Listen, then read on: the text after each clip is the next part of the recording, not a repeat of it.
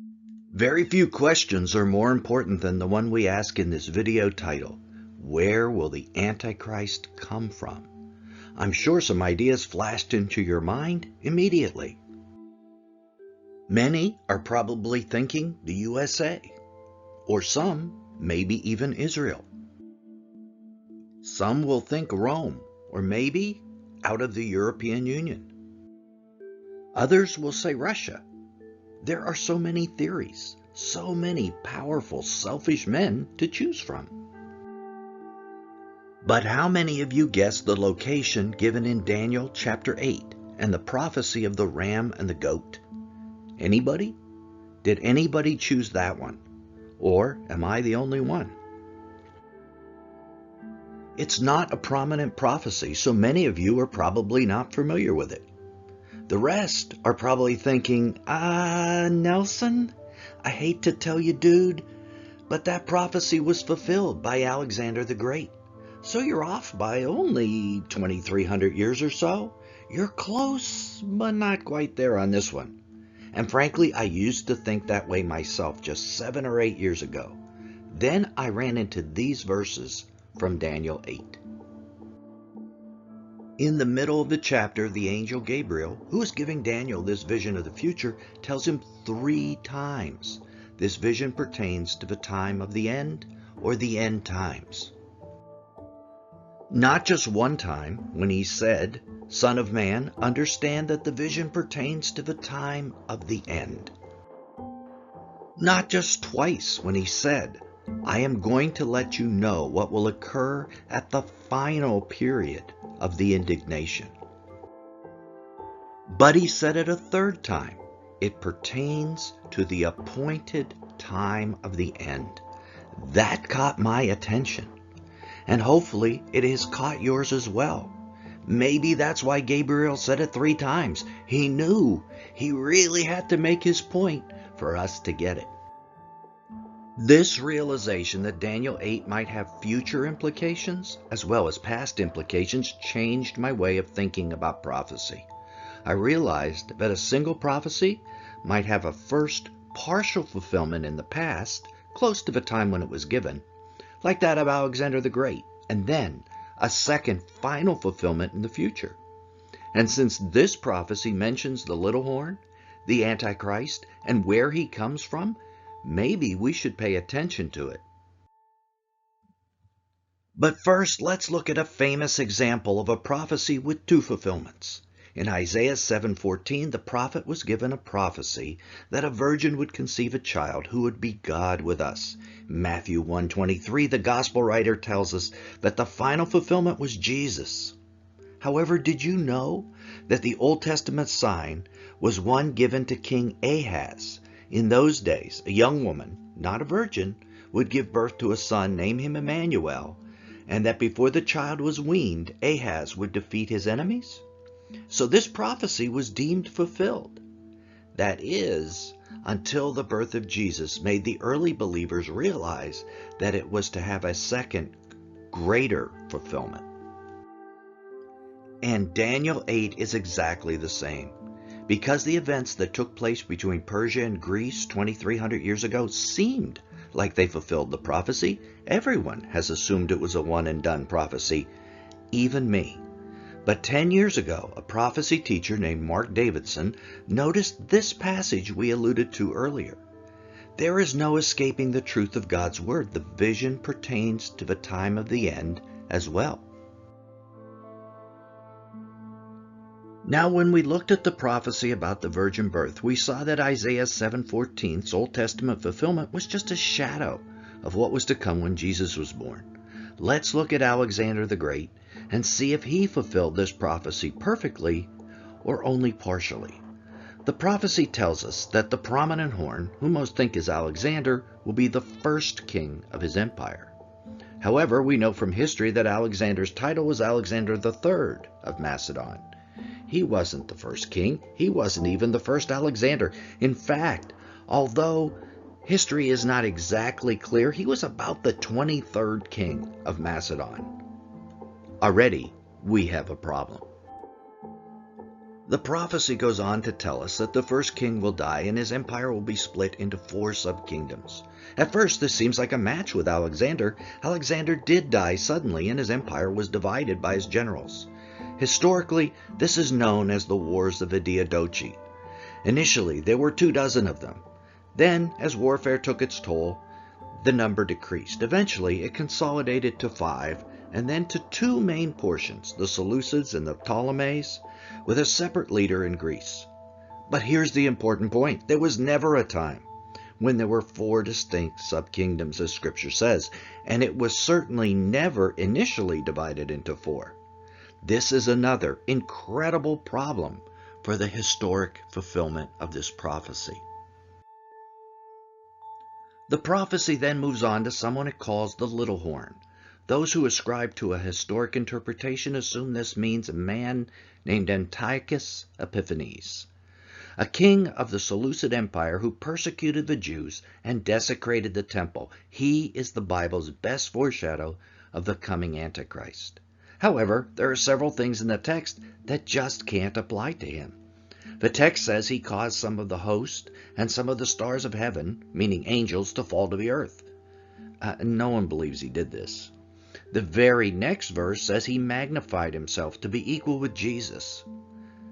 First, he never did this, and second, Jesus wasn't born for another 160 years. Later in the passage, it says he will destroy mighty men and the holy people. Now, he did persecute the Jews, but he was rather ineffective as a military commander. He never conquered the Egyptians, who he repeatedly attacked, and even backed down and turned away when confronted by the Romans. Finally, the prophecy says he will be broken without human agency. But that isn't true either. He was defeated by the Maccabees. Our celebration of Hanukkah remembers the rededication of the temple after this victory. Finally, the prophecy also tells us the little horn will arise when the rule of the 4 nations reaches its end.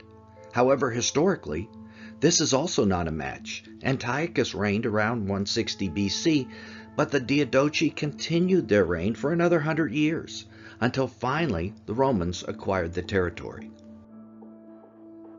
So as we've just seen, there are at least 7 inconsistencies with a historic fulfillment.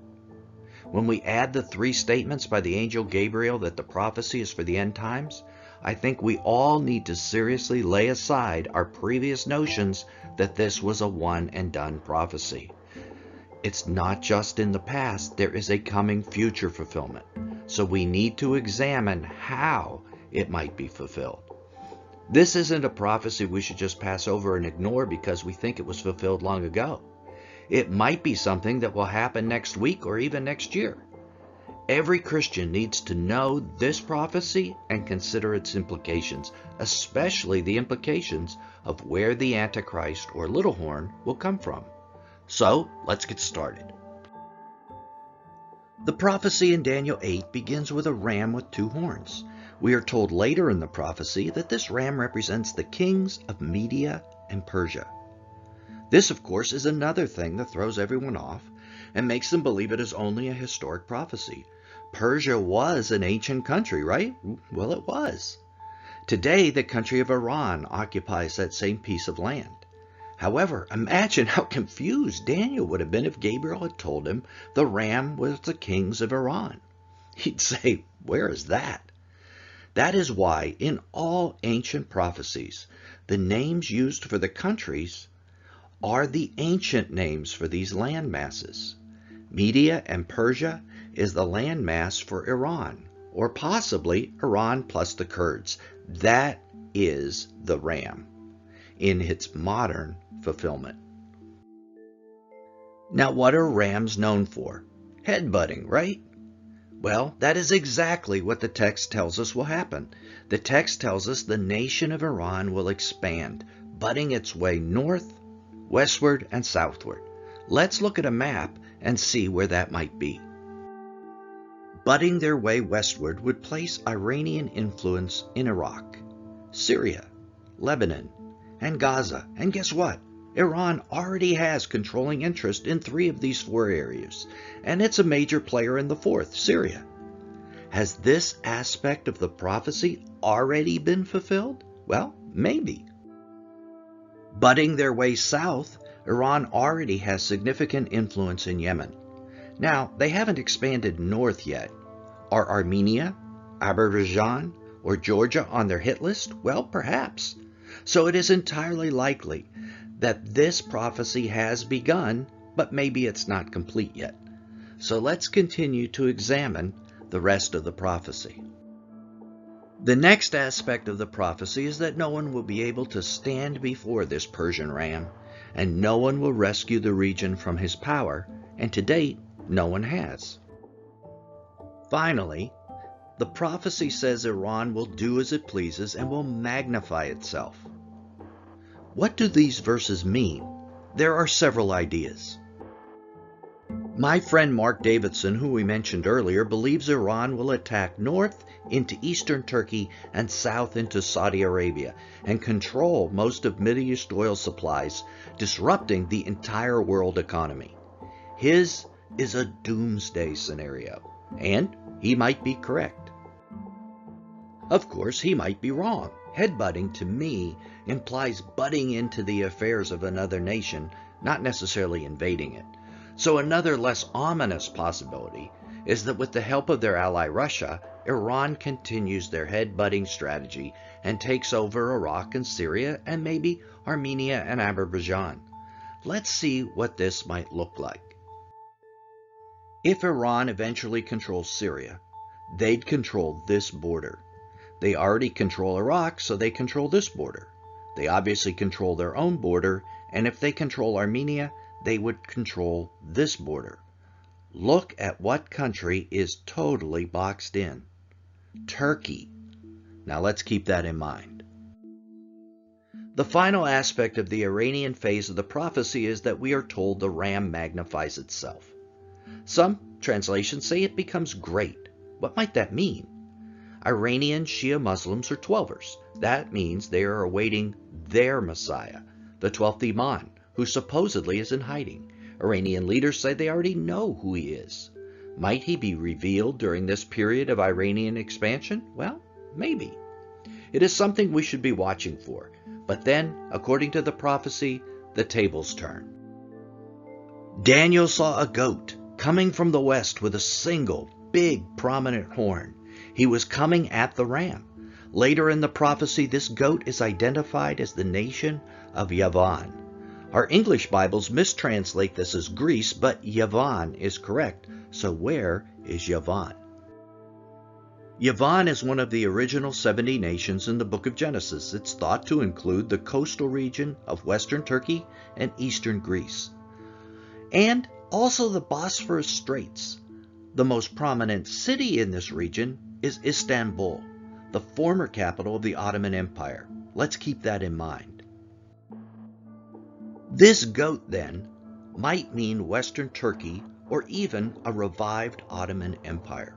The Ottomans' capital was Istanbul, so that makes sense. We're told the goat attacks the ram and hurls him to the ground. The interesting word in this passage is enraged. Turkey, or more likely the revived Ottoman Empire, is enraged with Iran. Why is that?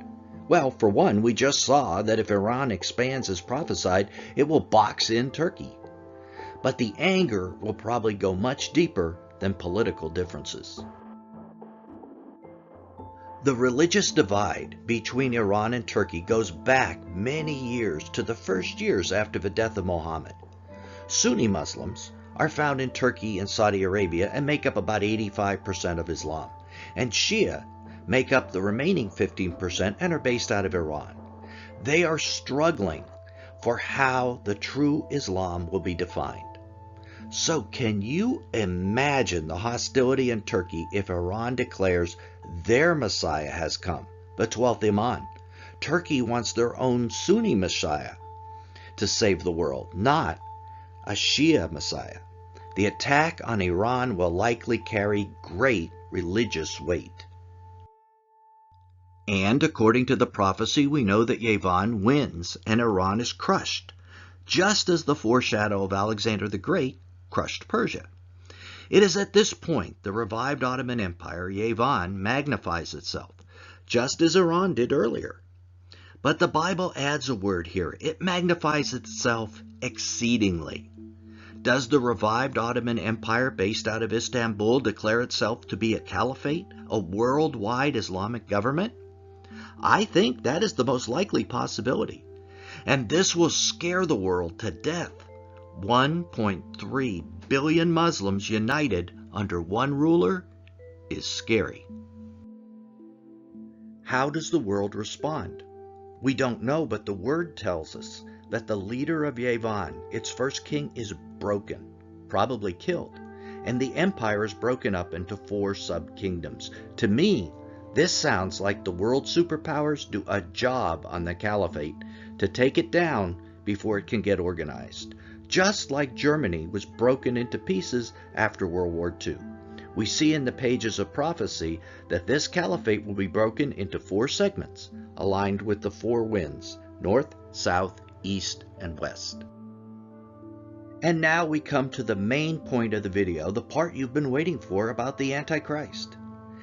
And this part is also the real reason that I personally think most scholars refuse to accept Daniel 8 as future, because it identifies the part of the world where the Antichrist arises. And they don't like what it says. It tells us the little horn, the Antichrist, arises out of one of the 4 divisions of this caliphate. And we know which of the 4. We're told the Antichrist power increases to the south, to the east, and to the west. The beautiful land is Israel, and it's in the west. So what is left? The north, the king of the north.